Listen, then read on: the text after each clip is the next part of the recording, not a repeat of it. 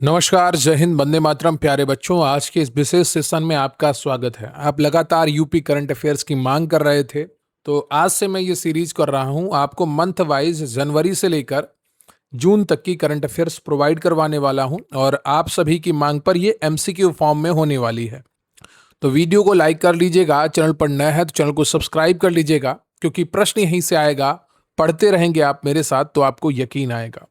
अभी हाल के जो यूपी ट्रिपल एससी के एग्जाम हुए, वहां पर यूपी करंट अफेयर से जुड़े हुए काफी प्रश्न थे, तो उन सभी को आज के इस सेशन में शामिल करने का प्रयास करेंगे, ताकि आपकी परीक्षा जो है वो काफी अच्छे तरीके से हो जाए।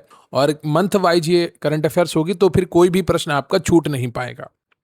और रही बात पीडीएफ की, तो यूपी करंट अफेयर्स के लिए यूपी बैच है, वहां पर ये प्रोवाइड करवा दी जाएगी। लोअर बैच में प्रोवाइड करवा दी जाएगी, आरओ बैच में प्रोवाइड करवा दी जाएगी। अगर आप भी हमारे साथ जुड़ना चाहते हैं तो स्क्रीन पर आपको व्हाट्सएप नंबर दिख रहा होगा, जहां पर आप हमें मैसेज करके हमारे साथ जुड़ सकते हैं और बेहतरीन कंटेंट का लाभ उठा सकते हैं। तो चलिए शुरू करते हैं बिना वक्त गवाए आज का ये बेहतरीन सेशन। तो अभी हम मई 2026 का यूपी करंट अफेयर्स करने वाले हैं। और क्वेश्चन नंबर 1 है कि उत्तर प्रदेश सरकार द्वारा हाल ही में शुरू की गई एक जनपद एक व्यंजन ओडीओसी योजना का मुख्य उद्देश्य क्या है? तो इसका सही उत्तर है आपका ऑप्शन बी, प्रत्येक जिले की अनूठी खाद्य विशिष्टताओं और पारंपरिक व्यंजनों को संरक्षित व प्रमोट करना। उत्तर प्रदेश कैबिनेट ने पाक पर्यटन यानी कि कलिनरी टूरिज्म को बढ़ावा देने के लिए एक जनपद एक व्यंजन ओडीओसी योजना को मंजूरी दी है।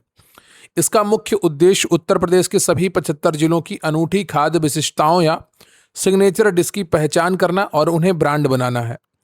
इस पहल के माध्यम से राज्य के पारंपरिक व्यंजनों और स्थानिक पाक शैलियों को संरक्षित किया जाएगा। प्रारंभिक सूची में 75 जिलों के 208 शाकाहारी व्यंजनों को शामिल किया गया है। यह योजना स्थानीय स्ट्रीट फूड विक्रेताओं और रेस्तरां मालिकों के लिए आय के नए स्रोत भी सृजित करेगी। अगला प्रश्न है आपका कि एक जनपद एक व्यंजन योजना के तहत लखनऊ जिले के लिए किन विशिष्ट व्यंजनों की पहचान की गई है? तो बहुत ही आसान उत्तर होगा, रेवड़ी देखकर आप आंख बंद करके लखनऊ का नाम लगा दीजिए। लखनऊ और मध्य उत्तर प्रदेश के अंतर्गत लखनऊ के लिए विशेष रूप से रेवड़ी, आम के उत्पाद, चाट और मलाई मक्खन को चिन्हित किया गया है। चंद्रकला और लाल पेड़ा बाराबंकी के प्रमुख व्यंजन हैं, जिन्हें वहां की पहचान माना गया है। पेठा और दालमोट आगरा जिले के लिए चुने गए हैं। इस योजना के तहत प्रत्येक जिले की पहचान उसके सबसे प्रसिद्ध और प्रामाणिक व्यंजनों से की जा रही है। इससे लखनऊ आने वाले पर्यटकों को स्थानीय खाद्य संस्कृति का उत्कृष्ट अनुभव प्राप्त होगा। अगला प्रश्न है आपका कि हाल ही में उत्तर प्रदेश सरकार ने लेपर्ड सफारी पार्क के निर्माण को स्वीकृति प्रदान की है। यह सफारी किस क्षेत्र में विकसित की जाएगी? तो यहाँ पर सही उत्तर है आपका ऑप्शन सी, पीलीभीत और शाहजहांपुर के बीच गोपालपुर वन क्षेत्र में। राज्य के पहले विशेष लेपर्ड या तेंदुआ सफारी का निर्माण पीलीभीत और शाहजहांपुर के बीच स्थित गोपालपुर वन क्षेत्र में किया जाएगा। यह सफारी 1716 हेक्टेयर से अधिक भूमि पर फैली होगी, जो तेंदुओं के लिए एक समर्पित निवास स्थान प्रदान करेगी।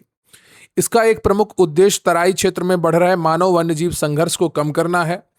पीलीभीत टाइगर रिजर्व के विपरीत यह सफारी मानसून जुलाई अक्टूबर के दौरान भी पर्यटकों के लिए पूरे वर्ष संचालित रहेगी। इसमें 8 तेंदुओं की क्षमता वाला एक समर्पित रेस्क्यू और पुनर्वास केंद्र भी शामिल होगा। अगला प्रश्न है आपका कि बृहद वृक्षारोपण अभियान 2026 के तहत उत्तर प्रदेश सरकार ने मानसून के दौरान कितने पौधे लगाने का लक्ष्य रखा गया है? बताइएगा, बृहद वृक्षारोपण अभियान 2026 के तहत उत्तर प्रदेश सरकार ने मानसून के दौरान कितने पौधे लगाने का लक्ष्य रखा है? और सही उत्तर हो जाएगा आपका यहाँ पर ऑप्शन डी, 35 करोड़। मुख्यमंत्री योगी आदित्यनाथ ने बृहद वृक्षारोपण अभियान 2026 के तहत एक ही दिन में 35 करोड़ पौधे लगाने का आह्वान किया है। पिछले वर्ष के सफल अभियान के दौरान 37.21 करोड़ पेड़ लगाए गए थे। इस अभियान का मुख्य उद्देश्य वर्ष 2030 तक राज्य के हरित क्षेत्र को बढ़ाकर 15% करना है। इस वर्ष ग्रामीण अर्थव्यवस्था और पोषण को बढ़ावा देने के लिए 30% पौधे फल देने वाली प्रजातियों के होंगे। इसके अतिरिक्त प्रत्येक आंगनवाड़ी केंद्र को 5 सहजन, ड्रमस्टिक, मोरिंगा के पेड़ लगाने के भी निर्देश दिए गए हैं। देखिए, यहाँ पर पेड़, जो पकड़ी का पेड़ होता है, वो कम पानी में और कम सुरक्षा में बढ़ जाता है, और उसकी लकड़ी इमारती नहीं होती है, तो उसका कटाई भी बहुत कम होती है। तो ऐसे पेड़ लगाना ज़्यादा फायदेमंद रहेगा, जो कम सुरक्षा में और कम पानी देने से चल जाएं। पकड़ी का पेड़ बहुत जल्दी चलता है और बहुत सुरक्षित रहता है, स्वयं की सुरक्षा स्वयं कर लेता है। तो ऐसे पेड़ लगाए सरकार, तो इससे क्या होगा, इनकी कटाई भी नहीं होगी और ये अपने आप बढ़ेंगे भी। अगला प्रश्न है आपका कि उत्तर प्रदेश में शुरू की गई मिशन छाया पहल का मुख्य फोकस क्या है। तो यहां पर जो सही उत्तर है आपका वो हो जाएगा बी, प्रमुख सड़कों और एक्सप्रेसवे के किनारे छायादार पेड़ लगाना। मिशन छाया उत्तर प्रदेश सरकार की पर्यावरण संरक्षण और वृक्षारोपण से जुड़ी एक प्रमुख पहल है। इसके तहत सरकार सभी प्रमुख सड़कों और एक्सप्रेसवे के किनारे छायादार पेड़ लगाने को प्राथमिकता दे रही है। इसमें हाल ही में उद्घाटित गंगा एक्सप्रेसवे के दोनों किनारे भी शामिल हैं। यह यात्रियों को प्राकृतिक छाया प्रदान करने के साथ साथ सड़क किनारे के पारिस्थितिकी संतुलन को भी सुधारेगा। ये पहल बृहद वृक्षारोपण अभियान 2026 के व्यापक लक्ष्यों का ही एक हिस्सा है। अगला प्रश्न है आपका कि सर्वोच्च न्यायालय ने किस नदी अभ्यारण्य में अवैध खनन के कारण घड़ियालों और डॉल्फिन के अस्तित्व पर उत्पन्न खतरे को लेकर गंभीर चिंता व्यक्त की है। तो यहाँ पर जो सही उत्तर है आपका वो है ऑप्शन ए, राष्ट्रीय चंबल अभ्यारण्य। सर्वोच्च न्यायालय ने राष्ट्रीय चंबल अभ्यारण्य में गंभीर पर्यावरणीय संकट को दूर करने के लिए हस्तक्षेप किया है। अनियंत्रित अवैध रेत खनन के कारण इस क्षेत्र में घड़ियालों और गंगा नदी की डॉल्फिन के अस्तित्व को भारी खतरा उत्पन्न हो गया है। न्यायालय ने स्पष्ट किया है कि रेत खनन सीधे तौर पर रेत के टीलों सैंडवार्श को नष्ट कर देता है, जो लुप्त प्राय घड़ियालों के महत्वपूर्ण प्रजनन स्थल है। डॉल्फिन के लिए नदी की तलहटी का खनन उनके आवास और प्रजनन चक्र को गंभीर रूप से प्रभावित करता है। इसके अलावा अवैध उत्खनन से राष्ट्रीय राजमार्ग 44 पर स्थित एक प्रमुख पुल के स्तंभों की संरचनात्मक स्थिरता को भी खतरा उत्पन्न हो गया है। अगला प्रश्न है आपका कि मुख्यमंत्री योगी आदित्यनाथ के अनुसार रणनीतिक सुधारों और बेहतर प्रबंधन के कारण उत्तर प्रदेश किस प्रकार की अर्थव्यवस्था में परिवर्तित हो गया है। तो इसका सही उत्तर है आपका ऑप्शन सी, राजस्व अधिशेष अर्थव्यवस्था। मुख्यमंत्री योगी आदित्यनाथ ने हाल ही में राज्य के कायाकल्प पर जोर देते हुए कहा कि उत्तर प्रदेश अब 2017 के खाली खजाने के दौर को छोड़कर एक मजबूत अधिशेष अर्थव्यवस्था बन चुका है, यानी कि रेवेन्यू सरप्लस।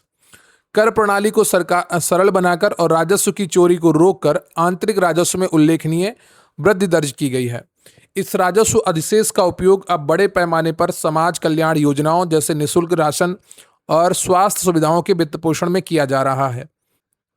बेहतर वित्तीय स्थिति ने ईज ऑफ डूइंग बिजनेस में सुधार किया है, जिससे बड़े पैमाने पर वैश्विक निवेश आकर्षित हुआ है। इससे राज्य एक बढ़ते हुए औद्योगिक केंद्र में बदल गया है। स्थानीय युवाओं के लिए रोजगार के अवसर सृजित हुए हैं। अगला प्रश्न है आपका कि उत्तर प्रदेश सरकार के सीएम फेलोशिप कार्यक्रम का मुख्य उद्देश्य क्या है। तो इसका मुख्य उद्देश्य है राज्य को 1 ट्रिलियन की अर्थव्यवस्था बनाने के मिशन में तेजी लाने के लिए उच्च योग्यता प्राप्त युवाओं की नियुक्ति करना। उत्तर प्रदेश कैबिनेट ने राज्य को 1 ट्रिलियन की अर्थव्यवस्था बनाने की महत्वाकांक्षी लक्ष्य को प्राप्त करने के लिए सीएम फेलोशिप कार्यक्रम को मंजूरी दी है। इस कार्यक्रम के तहत प्रतिष्ठित संस्थानों के उच्च योग्यता वाले विशेषज्ञों, युवा पेशेवरों को नियुक्त किया जाएगा। इन विशेषज्ञों को कृषि, उद्योग, बुनियादी ढांचे और तकनीकी जैसे महत्वपूर्ण क्षेत्रों में तैनात किया जाएगा ताकि वे बाधाओं की पहचान कर सकें। ये चयनित फेलो मुख्यमंत्री कार्यालय और विभिन्न जिला स्तरीय प्रशासनों के बीच एक सेतु के रूप में कार्य करेंगे। इस कार्यक्रम को अत्यधिक जवाबदेह बनाया गया है, जिसमें 1 ट्रिलियन के रोड मैप से जुड़े हुए विशिष्ट प्रमुख प्रदर्शन संकेतक शामिल हैं। अगला प्रश्न है आपका कि उत्तर प्रदेश में ग्रामीण निवासियों को निष्क्रिय लाभार्थियों से सक्रिय प्रतिनिधियों में परिवर्तित करने के लिए उद्देश्य से कौन सी नई पहल शुरू की गई है। तो सही उत्तर है आपका ऑप्शन सी, जल अर्पण पहल। उत्तर प्रदेश सरकार ने ग्रामीण जल परियोजनाओं की दीर्घकालिक स्थिरता सुनिश्चित करने के लिए 10 वर्षीय संचालन और रखरखाव गारंटी को अनिवार्य कर दिया है। इसी के तहत जल अर्पण पहल शुरू की गई है, जिसका उद्देश्य ग्रामीण निवासियों में अपनी स्थानीय जलापूर्ति के प्रति स्वामित्व और जवाबदेही की भावना पैदा करना है। यह दृष्टिकोण निर्माण केंद्रित से हटकर समुदाय आधारित प्रबंधन प्रणाली की ओर एक बड़ा बदलाव है। प्रारंभिक डिजाइन से लेकर दैनिक रखरखाव तक प्रत्येक चरण में पानी समितियों को शामिल किया जाएगा। शिकायतों के समय समाधान के लिए ऑनलाइन शिकायत प्रणाली के साथ सिटीजन चार्टर भी पेश किया गया है। तो ये पहल याद रखिएगा, परीक्षाओं में पूछी जाएगी। उत्तर प्रदेश में ग्रामीण निवासियों को निष्क्रिय लाभार्थियों से सक्रिय प्रतिनिधियों में परिवर्तित करने के लिए कौन सी पहल शुरू की गई है? तो ये जल अर्पण पहल है, द जल अर्पण इनिशिएटिव। अगला प्रश्न है आपका कि मई 2026 में उत्तर प्रदेश में आए किस प्रकार के तूफान के कारण राज्य भर में भारी तबाही हुई और कई लोगों की जान चली गई? तो ये कौन सा तूफान था? ये तूफान था संबहनी तूफान। मई 2026 में उत्तर प्रदेश में एक अत्यंत अस्थिर वायुमंडलीय वातावरण के कारण संबहनी तूफान यानी कि कॉन्वेक्टिव स्टॉर्म आया, जिसने भारी तबाही मचाई। इस तूफान और आकाशीय बिजली के प्रकोप से राज्य भर में कम से कम 21 लोगों की मृत्यु हो गई, जिनमें हरदोई, बाराबंकी और लखनऊ सबसे अधिक प्रभावित रहे। संवहनी तूफान मुख्य रूप से संवहन की प्रक्रिया से संचालित होते हैं, जहां गर्म हवा तेजी से ऊपर की ओर उठती है और ठंडी हवा ऊपरी परतों में जाती है, जिसके परिणाम स्वरूप गगनचुंबी कपासी वर्षी मेघों का निर्माण होता है और जो बिजली कड़कने और तीव्र वायु विसर्जन का कारण बनते हैं। राज्य सरकार ने मृतकों के परिजनों को तुरंत 4-4 लाख की सहायता राशि प्रदान करने का भी निर्देश दिया है। अगला प्रश्न है आपका कि हाल ही में सर्वोच्च न्यायालय ने किस प्रकार की मजदूरी को सुनिश्चित करना राज्य का एक संवैधानिक दायित्व बताया है? तो सही उत्तर है आपका ऑप्शन डी, जीवन निर्वाह मजदूरी। भारत के सर्वोच्च न्यायालय ने एक ऐतिहासिक निर्णय में स्पष्ट किया है कि श्रमिकों को लिविंग वेज जीवन निर्वाह मजदूरी सुनिश्चित करना सरकार का संवैधानिक दायित्व है। न्यायालय ने संविधान के अनुच्छेद 43 पर विशेष बल दिया है, जो राज्य को सभी श्रमिकों के लिए एक जीवन निर्वाह मजदूरी और सम्मानजनक जीवन स्तर सुनिश्चित करने का निर्देश देता है। न्यायालय ने स्पष्ट किया है कि जीवन निर्वाह मजदूरी न्यूनतम मजदूरी से कहीं अधिक है, क्योंकि इसमें केवल बुनियादी जीवन रक्षा ही नहीं बल्कि शिक्षा, स्वास्थ्य और सामाजिक सुरक्षा का स्तर भी शामिल होता है। इस निर्णय में न्यायालय ने प्रदर्शनकारी श्रमिकों के लिए आतंकवादी या राष्ट्र विरोधी जैसे शब्दों के इस्तेमाल की भी कड़ी आलोचना की है। यह निर्णय श्रमिकों की मांगों को केवल कानून व्यवस्था की समस्या के रूप में देखने की प्रवृत्ति को खारिज करता है। अगला प्रश्न है आपका कि वाणिज्य एवं उद्योग मंत्रालय द्वारा जारी नेशनल लीड्स लॉजिस्टिक्स रैंकिंग में उत्तर प्रदेश को किस श्रेणी में रखा गया है? तो इसमें उत्तर प्रदेश को रखा गया है एग्जाम्पलर श्रेणी में। Uttar Pradesh logistics ease across different states, क्या logistics ease across different states की रिपोर्ट 2025 में शीर्ष एग्जाम्पलर की श्रेणी में प्राप्त हुई है। राज्य ने 2022 से 2024 तक अचीवर श्रेणी से बढ़त प्राप्त करते हुए यह सर्वोच्च दर्जा हासिल किया है।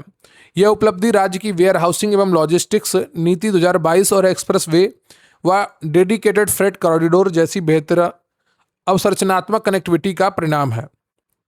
यह रैंकिंग केंद्रीय वाणिज्य एवं उद्योग मंत्री पीयूष गोयल द्वारा नई दिल्ली स्थित वाणिज्य भवन में आयोजित लीड्स 2025 समारोह में प्रदान की गई। एग्जाम्पलर श्रेणी प्राप्त कर उत्तर प्रदेश ने स्वयं को एक स्थल रुद्ध राज्य से एक सफल भूसंपर्कित लैंड लिंक्ड औद्योगिक क्षेत्र केंद्र के रूप में रूपांतरित कर लिया है। अगला प्रश्न है आपका कि उत्तर प्रदेश सरकार की डिजिटल डेयरी पहल के अंतर्गत ग्रामीण महिलाओं को किस रूप में प्रतिष्ठित करने का लक्ष्य रखा गया है? तो यहां पर जो सही उत्तर है आपका वो हो जाएगा बी, लखपति दीदी। उत्तर प्रदेश सरकार ने 1.25 लाख से अधिक ग्रामीण महिलाओं को तकनीकी आधारित डेयरी नेटवर्क से सफलतापूर्वक एकीकृत किया है। इस पहल के माध्यम से केवल अवध क्षेत्र में ही 18,000 से अधिक महिलाएं सालाना 1 लाख से अधिक की आय अर्जित कर लखपति दीदी के रूप में प्रतिष्ठित हुई हैं। इस पहल के तहत एक पारदर्शी डिजिटल नेटवर्क स्थापित किया गया है, जहां मोबाइल ऐप और डिजिटल सिस्टम के माध्यम से दूध की गुणवत्ता की जांच से लेकर बिक्री तक सब कुछ प्रबंधित होता है। वित्तीय सुरक्षा सुनिश्चित करने के लिए महिलाओं के बैंक खातों में प्रत्येक 10 दिनों के अंतराल पर सीधे भुगतान जमा किया जाता है। महिलाओं के नेतृत्व वाली सामर्थ्य मिल्क प्रोड्यूसर कंपनी इस पहल के मुख्य आधार के रूप में कार्य कर रही है। अगला प्रश्न है आपका कि हाल ही में सर्वोच्च न्यायालय ने लगभग 40 वर्षों से लंबित एक मामले की सुनवाई के दौरान त्वरित सुनवाई को किस अनुच्छेद के तहत एक मौलिक मानवाधिकार घोषित किया है? तो सही उत्तर है आपका ऑप्शन सी, अनुच्छेद 21। सर्वोच्च न्यायालय ने स्पष्ट किया कि त्वरित सुनवाई का अधिकार केवल एक विधिक अधिकार मात्र नहीं है, बल्कि संविधान अनुच्छेद 21 में निहित एक मौलिक मानवाधिकार है।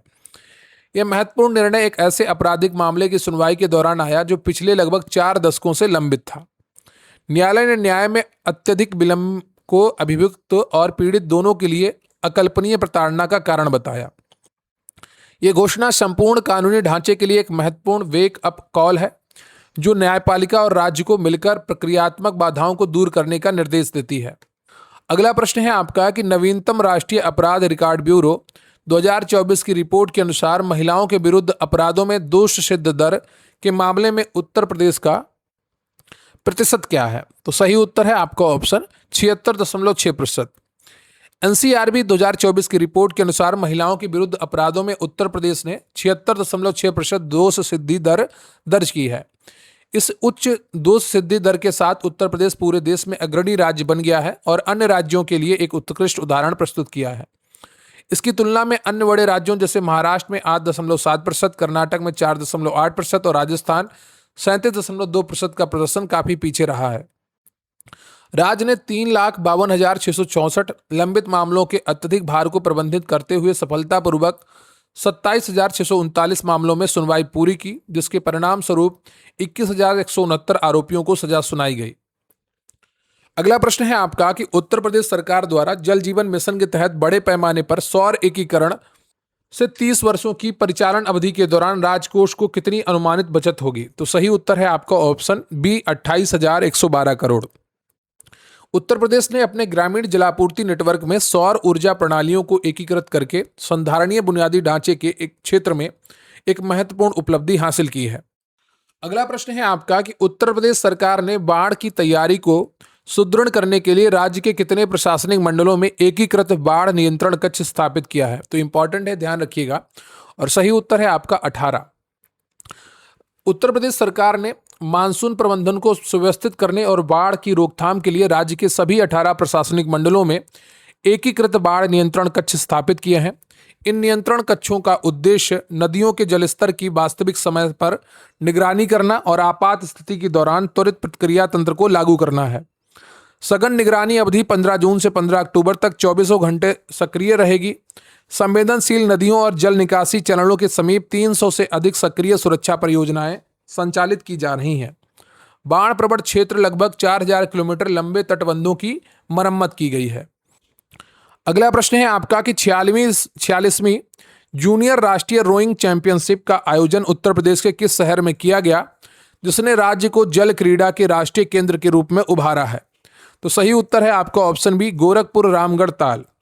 उत्तर प्रदेश के मुख्यमंत्री योगी आदित्यनाथ ने गोरखपुर के रामगढ़ ताल में आयोजित 46वीं जूनियर राष्ट्रीय रोइंग चैंपियनशिप के समापन समारोह को संबोधित किया।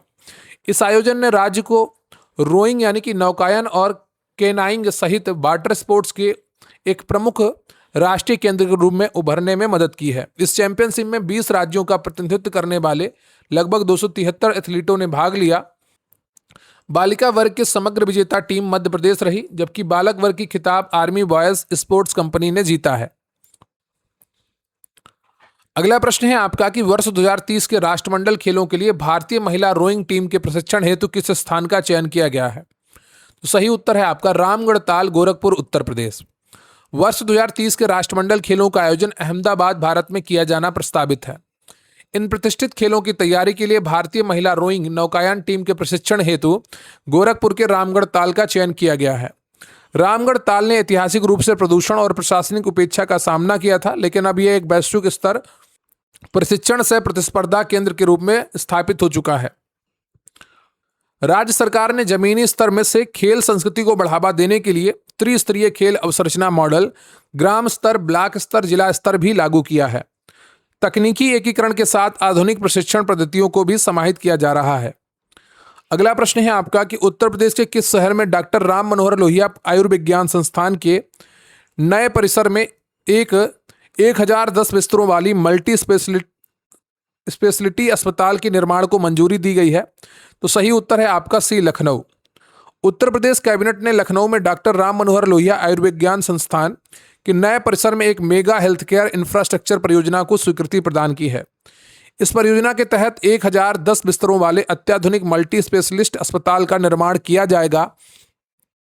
राज्य के वित्त मंत्री सुरेश कुमार खन्ना ने इस परियोजना के लिए 855 करोड़ से अधिक का आवंटन स्वीकृत किया है। इसमें एक नया ओपीडी ब्लॉक और 200 सीटों की क्षमता वाला एक उन्नत शिक्षण ब्लॉक भी शामिल होगा।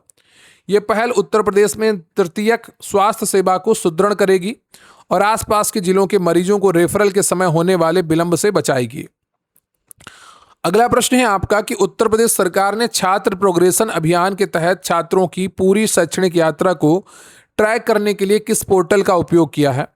तो सही उत्तर है आपका option B, U DISE portal.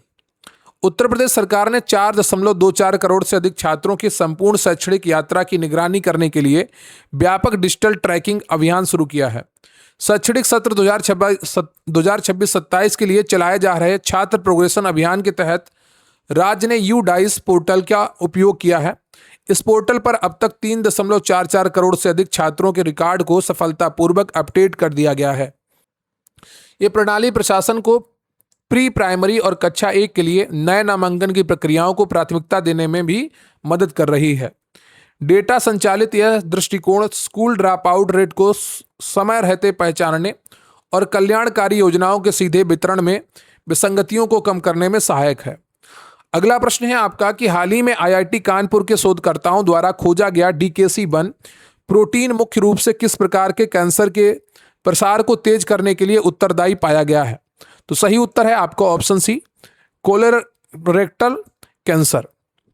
IIT Kanpur की प्रोफेसर बुशरा अतीक के नेतृत्व में शोधकर्ताओं के एक दल ने DKC1 नामक एक विशिष्ट प्रोटीन की पहचान की है। यह प्रोटीन कोलोरेक्टल आंतमलाशय कैंसर के प्रसार को अत्यधिक आक्रामक बनाने और इसे कीमोथेरेपी जैसे चिकित्सा उपचारों के प्रति प्रतिरोधी बनाने के लिए उत्तरदायी है। यह महत्वपूर्ण खोज प्रतिष्ठित अंतर्राष्ट्रीय पत्रिका नेचर कम्युनिकेशंस में प्रकाशित हुई है। DKC1 प्रोटीन का अत्यधिक संचय स्फिंगोलिपिड्स के चयापचय संश्लेषण को बाधित करता है, जो कैंसर कोशिकाओं को मरने से रोकता है। शोधकर्ताओं ने RNAi तकनीकी का उपयोग करके इस प्रोटीन को कम करने में सफलता पाई है, जिससे कैंसर कोशिकाएं पुनः दवाओं के प्रति संवेदनशील हो गईं।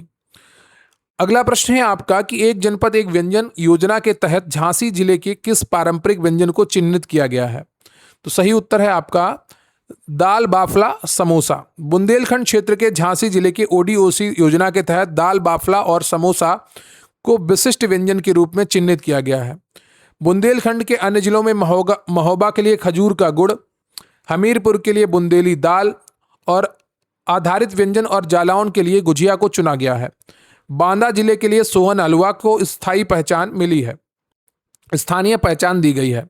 इस योजना का उद्देश्य न केवल व्यंजनों को पहचान दिलाना है, बल्कि राष्ट्रीय और अंतर्राष्ट्रीय खाद्य उत्सवों में इनकी ब्रांडिंग करना भी है। इससे स्थानीय स्ट्रीट वेंडरों और पारंपरिक रसोइयों को अपनी कला का व्यावसायिक लाभ उठाने का अवसर मिलेगा। अगला प्रश्न है आपका कि संवहनी तूफान के दौरान उत्पन्न होने वाली उस हिंसक मौसम परिघटना को क्या कहा जाता है, जिसमें हवा अत्यंत तीव्र गति से नीचे की ओर आती है और धरातल से टकराकर चारों तरफ फैलती है? तो सही उत्तर है आपका ऑप्शन सी, डाउनवर्स्ट और स्क्वॉल। एक तरह के ज्योग्राफी का क्वेश्चन है, लेकिन यूपी जीके से जुड़ा हुआ था, तो यूपी में आया है संवहनी तूफान, तो इसलिए इसको यहां पर रख दिया गया है। आप इसको इग्नोर भी कर सकते हैं। अगला प्रश्न है आपका कि उत्तर प्रदेश सरकार की सामर्थ्य मिल्क प्रोड्यूसर कंपनी का मुख्य कार्य क्या है? तो इसका सही उत्तर है आपका सी, ग्रामीण महिलाओं के नेतृत्व वाली डेयरी पहल में व्यावसायिक सुविधाएं और बाजार संपर्क प्रदान करना। सामर्थ्य milk producer company Uttar Pradesh की डिजिटल डेयरी पहल के मुख्य आधार के रूप में कार्य करती है। ये पूरी तरह से महिलाओं के नेतृत्व वाली एक कंपनी है। इसका मुख्य कार्य अपने सदस्यों ग्रामीण महिला दुग्ध उत्पादकों को व्यावसायिक सुविधाएं, बाजार संपर्क और सामूहिक सौदेबाजी की शक्ति प्रदान करना है। यह पारंपरिक पशुपालन को आधुनिक डिजिटल उपकरणों के साथ एकीकृत कर ग्रामीण महिलाओं को सशक्त बना रही है।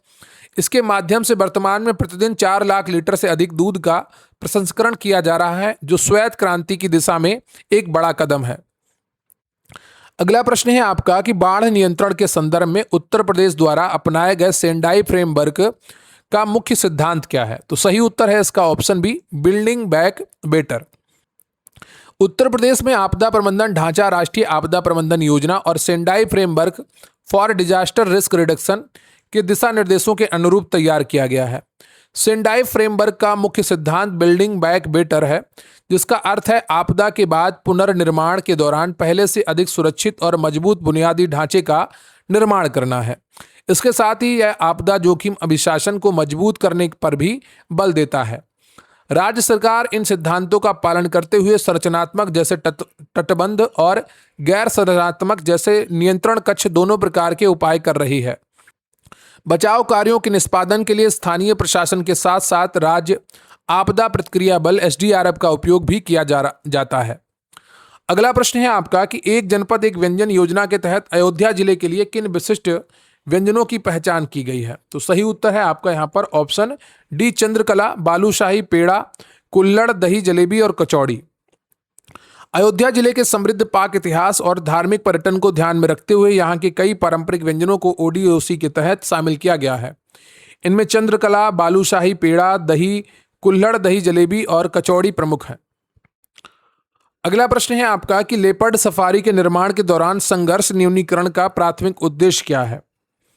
तो सही उत्तर है आपका ऑप्शन सी, तराई क्षेत्र में बढ़ रहे मानव वन्य जीव संघर्ष को कम करने के लिए भटके हुए तेंदुओं को सुरक्षित वातावरण प्रदान करना।